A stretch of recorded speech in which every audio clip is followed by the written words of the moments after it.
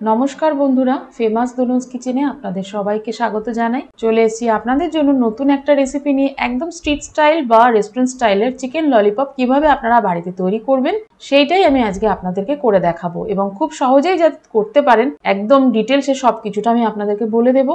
তাই কোনো কিছু স্কিপ না করে সঙ্গে থেকে কিন্তু রেসিপিটা দেখার অনুরোধ করছি।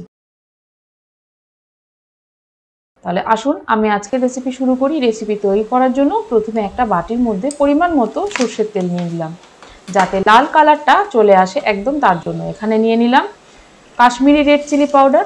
দেওয়ার পর ভালো করে কিন্তু মিশিয়ে নেব। এখানে আমি অল্প পরিমাণ তৈরি করেছি, আপনারা যদি কোয়ান্টিটিতে বেশি করেন সেখানে কিন্তু সমস্ত কিছু ইনগ্রিডিয়েন্টসগুলো ডাবল করে নেবেন। দেখুন কালারটা কত সুন্দর চলে এসছে। এখন আমি চিকেন ললিপপ যে চিকেনের পিসগুলো সেগুলো এক এক করে এর মধ্যে দিয়ে দিলাম।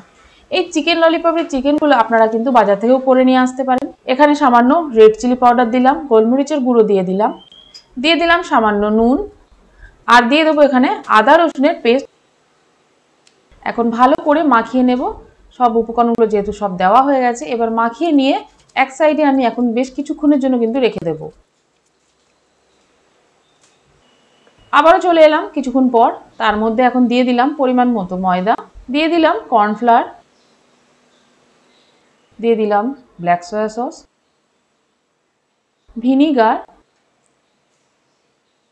কেচাপ দিলাম মানে টমেটো সস, একটা ডিম দিয়ে দিলাম এর মধ্যে। এখানে কিন্তু কোনো রকম জলের ব্যবহার করবেন না, ডিম দিয়েই কিন্তু সম্পূর্ণ মাখাটা মেখে নিতে হবে, তাহলে খুব সুন্দর ক্রিস্পি থাকবে এবং সফটও হবে। দেখুন আমার মাখা হয়ে গেছে। এখন আমি এটা ওভারনাইট মানে সারা রাতের জন্য ঢাকা দিয়ে রেফ্রিজারেটরে নর্মাল ফ্রিজে আমি রেখে দেব। পরের দিন আমি তেল বসিয়ে দিয়েছি। যে চিকেন ললিপপগুলো আমি ম্যারিনেট করে রেখে দিয়েছিলাম ফ্রিজে, সেটা ভাজার জন্য এখন তেল আমার গরম হয়ে গেছে। এক এক করে আমি ললিপপগুলো ভেজে নেব। প্রথমে আমি তেলের মধ্যে ছেড়ে দেবো না, প্রথমে একটু ভালো করে এইভাবে নাড়িয়ে আমি ছেড়ে দেব, না হলে কিন্তু ললিপপগুলো ভালোভাবে তৈরি হবে না। তাহলে দেখলেন কত সহজে কিন্তু বাড়িতেই এই চিকেন ললিপপ তৈরি হয়ে যাবে।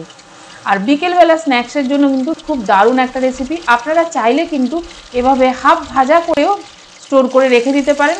তারপর যখন সার্ভ করবেন তার কিছুক্ষণ আগে বের করে এইভাবে আবারও আরেকবার করে ডাবল ফ্রাই করে সার্ভ করে দিতে পারেন। দেখুন আমার কিন্তু ললিপপ ভাজা হয়ে গেছে। এখন আমি কিন্তু এগুলো সব গরম গরম পরিবেশন করব টমেটো সসের সাথে। আপনারা যে কোনো সসের সাথে কিন্তু এটা পরিবেশন করতে পারেন। তাহলে দেখলেন কত ইজিভাবে কিন্তু বাড়িতেই এই চিকেন ললিপপ তৈরি হয়ে গেল। আপনারা যদি আমার এই রেসিপিটা ফেসবুক পেজ থেকে দেখে থাকেন তাহলে কিন্তু পেজটা লাইক ও ফলো করে নেবেন, অথবা আমার ইউটিউব বন্ধুদের বলছি আপনারা ইউটিউব থেকে দেখে থাকেন তাহলে কিন্তু চ্যানেলটা লাইক ও সাবস্ক্রাইব করে সঙ্গে থাকা বেল বাটনটা প্রেস করে নেবেন। তাহলে খুব সুবিধা হবে আপনাদের। যখনই আমি নতুন কোনো রেসিপি আপলোড করব সবার প্রথম আপনার কাছে নোটিফিকেশন চলে আসবে। আবারও চলে আসবে একটা নতুন রেসিপি নিয়ে। সঙ্গে থাকুন, সুস্থ থাকুন, ভালো থাকুন। ধন্যবাদ।